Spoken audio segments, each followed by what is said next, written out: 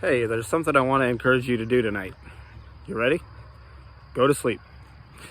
It's simple advice, but it's good advice. Try to get 7 to 9 hours of sleep. And as far as farm work goes and being outside, maybe working construction, I vote we bring back the siesta. I always used to think the siesta cultures were lazy, over in Italy and, parts of Europe and Mexico. And I'm like, what is with these siestas? These people are sleeping in the middle of the day. They must be lazy. No, that's actually a very good idea. So our bodies hit a natural slump in energy. Our circadian rhythm, it drops after lunchtime, whether we eat lunch or not. Our circadian rhythm drops.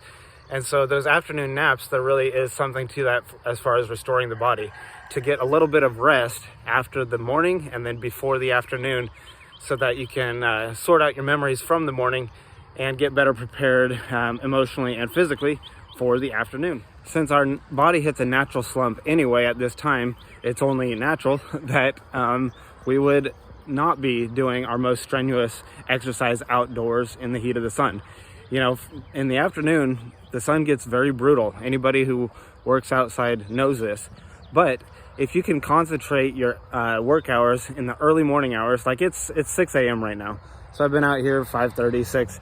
It's beautiful out here, absolutely gorgeous. And I know I'm just walking right now, but you can get a lot of work done without burning yourself out by just going early morning hours and later night hours, if you can manage.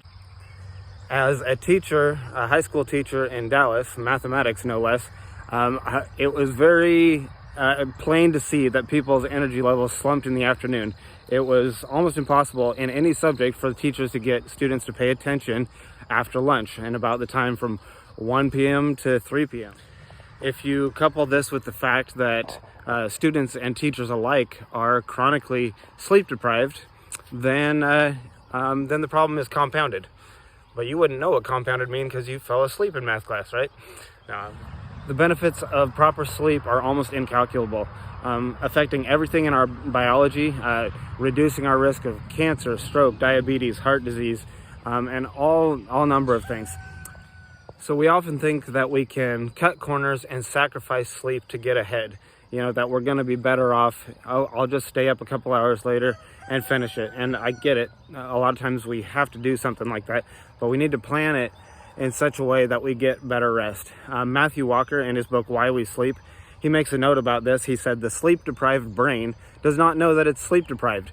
It doesn't want to use the mental energy and processes to keep letting you know, hey, go to sleep, Fred, go to sleep, because it has other things to do. It has to conserve its valuable energy. So while you're sleeping, everything is being recharged and restored. If there was a pharmaceutical drug that came out that conferred the benefits of sleep, people would be going wild for it. You'd pay a lot of money for this thing that reduces cancer and heart disease and stroke and makes you feel better and resets your emotional brain. Because while you sleep, the memories that are stored temporarily in your hippocampus are being flushed out, cleared out by your brain waves during NREM sleep, that's non-REM sleep, and REM sleep. It's being flushed out, it's being put into the prefrontal cortex. Also, your prefrontal cortex is being given more regulatory control over your amygdala. What that means is that the logical, executive, rational function decision part of your brain, the prefrontal cortex, is getting regulatory control over the emotional center. So, in other words, you have better control over your emotions. And he makes a note in the book also about toddlers. Parents know this intuitively. If the kid is really cranky or he has acting terrible at the store or whatever it is, and it's like, oh, he didn't have his nap.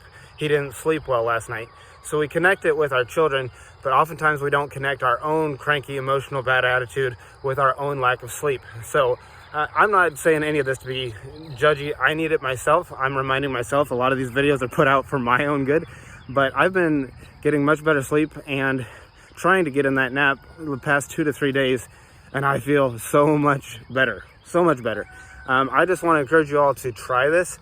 And what I'm saying is true. Like, we understand that sleep really restores us, but actually do it. Try it out, guys.